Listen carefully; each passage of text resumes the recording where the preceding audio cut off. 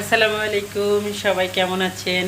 আমাদের আজকে বিশেষ অতিথি আসবে, তাই আমি আজ অনেক কিছু রান্না করতেছি। আপনাদেরকে দেখাই। এটা হলো কাঁচকলা দিয়ে চিংড়ি মাছ দিয়ে রান্না হচ্ছে। আর এটা এটা রান্না করতেছি ইলিশ মাছের মাথা দিয়ে এই কচু দিয়ে।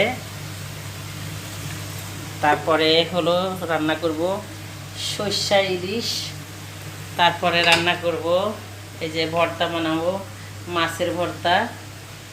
তারপরে রান্না করছি কাসকি মাছ, দেখতে পাচ্ছেন।